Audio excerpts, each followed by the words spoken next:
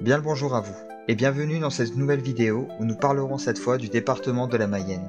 J'espère que les histoires que j'aurai trouvées vont vous plaire. Comme d'habitude, ne perdons pas plus de temps et entrons dans le vif du sujet.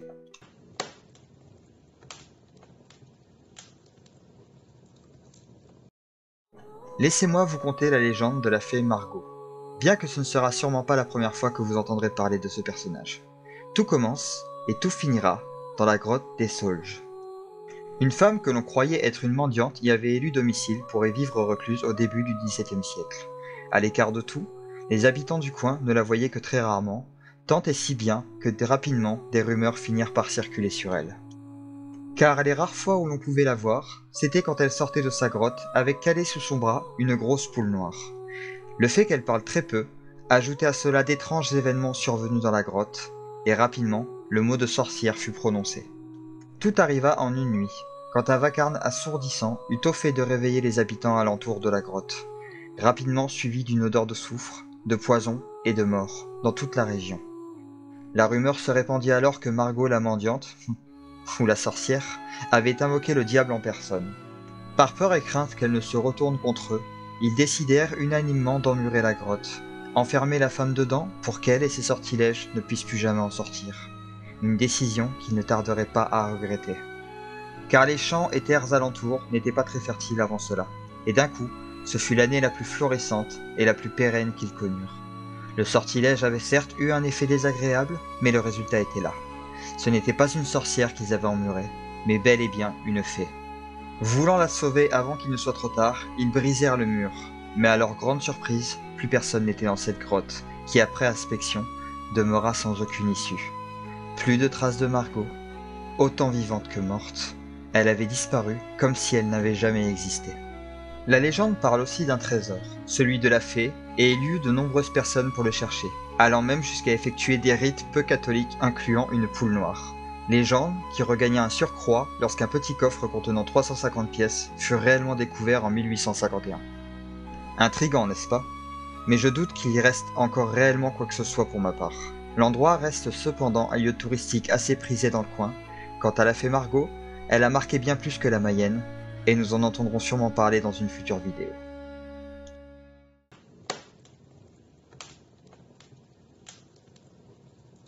Dans le cimetière de Vaux-Fleury, à Laval, vous pouvez y voir une tombe à l'aspect assez particulière. Car nous parlerons ici d'une tombe recouverte de peluches, de bavoirs et bien d'autres objets enfantins. Une superstition entoure cette tombe, mais revenons au début de l'histoire.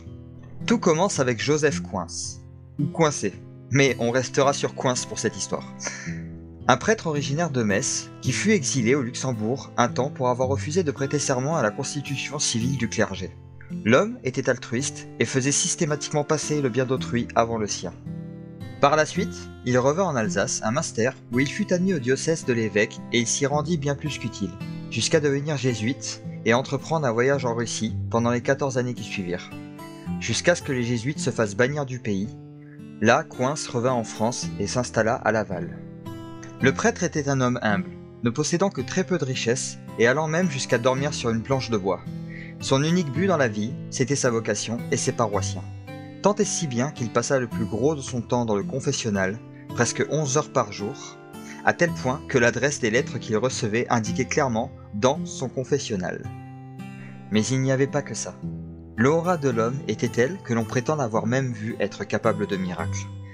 Un jour, un homme, frappé d'un coup de couteau qui mettait sérieusement en danger ses jours, voulut se confesser une dernière fois.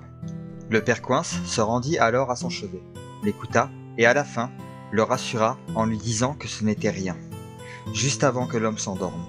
Et à son réveil, la plaie avait disparu, ne gardant qu'une simple trace rose. Joseph Coince mourut le 10 mai 1833, après avoir passé une vie au rythme intense. Ses forces avaient fini par l'abandonner, et sa mort fut paisible. On l'enterra au cimetière de Vaux-Fleury, et la superstition naquit. Même après sa mort, l'histoire nous conte qu'il était encore capable de miracles, et principalement pour les enfants. Ainsi, faire une offrande auprès de sa tombe, un objet appartenant au bambin, permettait à l'âme du prêtre de pouvoir soigner l'enfant d'une maladie, qu'elle soit bénigne ou incurable, ou bien qu'il aiderait les petits retardataires à marcher. Une belle histoire, je trouve, qui contraste pas mal avec la plupart des autres qui ont souvent des fins assez tristes. Même si je ne crois pas en ce genre de pratique, je serai le premier à admettre qu'elles ne font de mal à personne. Puis, s'il y a bien une chose qui a permis à certaines personnes désespérées de s'accrocher à la vie, c'est bien la foi. Chose que personnellement, je respecte sincèrement.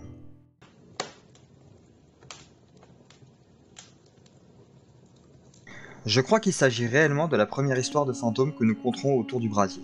Pourquoi je dis je crois ? Car il en existe des tas en réalité, et malheureusement pour les anciennes vidéos, je n'avais pas assez de matière pour faire tenir les récits sur une partie entière de vidéo. Quoi qu'il en soit, nous parlerons de la Dame Blanche de Bourgon, ou Bourgon, je sais pas comment ça se dit, donc vu comme c'est écrit, pour cette histoire on va dire Bourgon. Une histoire tragique, comme il est de coutume quand on parle d'histoire de fantômes, bien évidemment. Alors auditeurs avisés, vous voilà prévenus. Cette histoire n'est absolument pas pour les enfants. Sous le règne d'Henri III, le château de Bourgon appartenait à un riche seigneur et sa dame que l'on disait aussi belle qu'intelligente. Malgré un écart d'âge entre eux, chose pas si étonnante dans le contexte de l'époque bien sûr, un amour fou débordait, si passionné que parfois cela pouvait pencher dangereusement vers la jalousie. Mais l'honnêteté et la fidélité de la dame n'étaient plus à démontrer.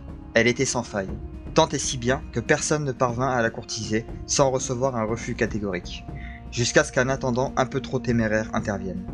Rejeté et humilié après lui avoir fait la cour plusieurs fois de suite, il lança alors la rumeur que la femme n'était pas aussi fidèle que cela. Le seigneur en entendit parler et décida de la prendre par surprise sur le fait, en annonçant un départ pour affaires, afin de revenir de façon prématurée. Plan qui ne fut pas si secret. Ayant lui fine, la dame convia son entourage à partir pour qu'elle soit seule afin de ne point affoler son époux. Mais la malchance voulut qu'un courtisan un peu trop zélé avait choisi ce moment pour passer par la fenêtre. Et oui, des boulets, il y en a eu dans toutes les époques. Le mari prit cela comme preuve et par rage tira son sabre. Malgré les pleurs de sa femme, il la transperça. Ce fut quelques jours après qu'il apprit la vérité, elle ne l'avait jamais trompé. Pris de remords, il fit ériger une croix au sommet d'une colline et s'y rendit chaque matin, pieds nus, une corde autour du cou, en confessant à haute voix son crime pour que tous puissent l'entendre. Mais l'esprit de la dame n'était pas pour autant apaisé, car c'est sous forme de fantôme qu'elle revint de temps en temps, dans la pièce même où elle avait poussé son dernier souffle. On prétend qu'encore de nos jours, il est possible de voir une lueur dans la pièce malgré la nuit noire, et que des traces de sang apparaissent sur le sol avant de disparaître tout aussi mystérieusement. Voilà qui conclut cette histoire, tragique et triste à la fois, mais je ne doute pas qu'il y aura bien d'autres fantômes par la suite.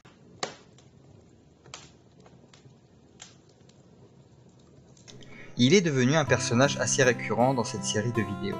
Bien évidemment, je veux parler du Seigneur des Enfers lui-même. Celui qui a eu bien des noms, et pourtant nous l'appellerons sobrement le Diable. C'est vers Martigné que nous irons cette fois, et pas pour un énième pont du diable, bien qu'il y en aura sûrement encore. Car si ce personnage aime à passer des pactes, il est aussi souvent apparu pour remettre dans le droit chemin les pauvres airs qui se seraient égarés de la bienveillance et de la bonté. Car bien souvent, ils aiment à se rassembler pour se détendre, et c'est dans le café de la mère Dupinard, oh la pauvre, excusez-moi, Dupinard, à sa pique, bref, qu'était leur point de rendez-vous quand ils n'étaient pas en train de commettre un quelconque méfait quelque part, principalement du braconnage et du vol de poules. Ce qu'ils ignoraient, c'était que la femme avait l'oreille attentive, et n'hésitait pas à prévenir les gendarmes, en plus de délester les hommes des fruits de leur larcin sans aucune vergogne, ce qui avait tout simplement le mérite de boucler la boucle. Le soir du réveillon de Noël, tout ce petit monde profitait de la chaleur du petit café pour passer un moment convivial, jusqu'à ce qu'un étrange individu encapuchonné et gelé ouvre la porte pour entrer se réchauffer. Il se positionna donc près de la cheminée pour y tendre doucement ses mains sans un mot.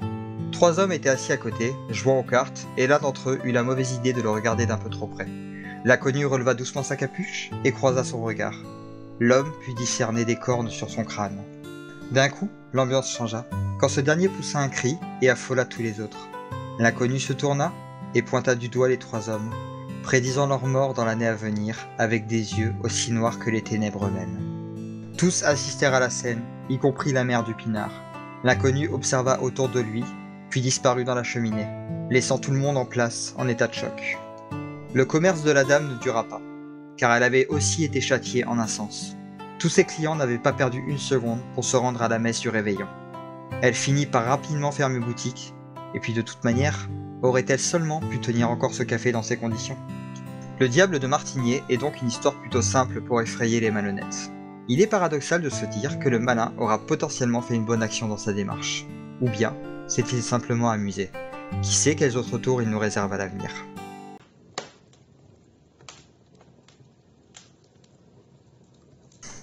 Cette dernière histoire est sombre, très sombre, alors accrochez-vous bien. Tout commence par les 2 filles du seigneur Juel, baron du château de Mayenne, qui avait pour habitude de se rendre au monastère pour y côtoyer 2 moines, ce qui rapidement fit jaser, à tel point qu'on supposa une relation entre eux. Pourtant, ce n'était pas le cas. Elles n'y allaient que pour se confesser, trouver une oreille attentive et un peu de paix. Un matin, elles passèrent le pont-levis beaucoup plus tôt que d'habitude, et on ne les revit pas de la journée jusqu'au soir.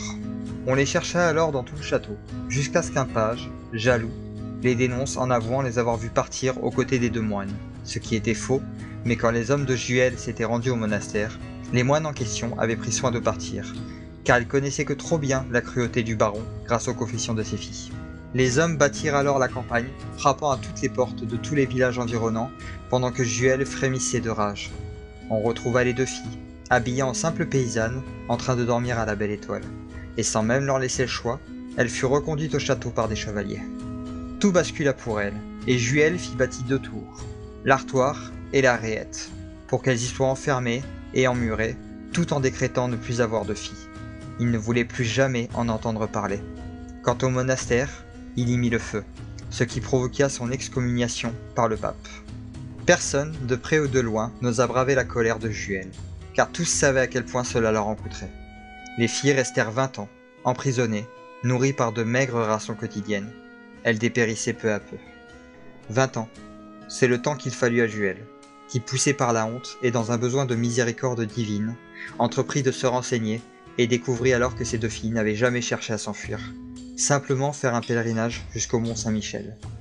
Pris d'un profond remords, il libéra ses filles, mais bien trop tard. Elles rendirent leur dernier souffle, trop affaiblies, mais avec le sourire en contemplant la vallée de la Mayenne.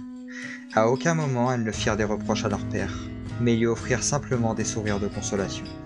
Si les filles avaient eu pitié de leur père, elles furent les seules, car malgré tout le reste de sa vie à faire amende honorable, reconstruisant le monastère, présentant des excuses au pape en personne, jusqu'à la fin de ses jours, et même longtemps après, on pouvait voir 2 colombes pourchassées par un vautour. Les Juelettes, éternellement pourchassées par leur père. Vision divine envoyée en guise de torture. Un triste rappel qui dura jusqu'à ce que les moines du monastère, à coups de prière, obtinrent le pardon à titre posthume du baron, et ainsi cessa la vision. Voilà la fin de cette histoire.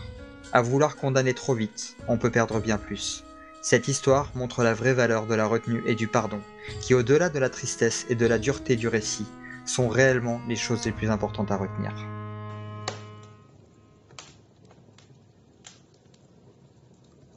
Voilà qui conclut cette série de contes et légendes sur la Mayenne. J'espère que ça vous aura plu. De mon côté, j'ai pris beaucoup de plaisir à parcourir les différentes histoires de ce département, tant elles sont nombreuses.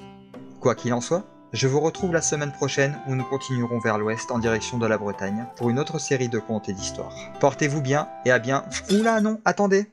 Ah, oups, j'ai été trop brusque là. Bon, ce sera un problème pour le mois de la prochaine fois. Comme la semaine prochaine je pars en vacances, je ne suis pas certain de pouvoir réussir à sortir la vidéo, donc dans le pire des cas, elle sortira la semaine d'après.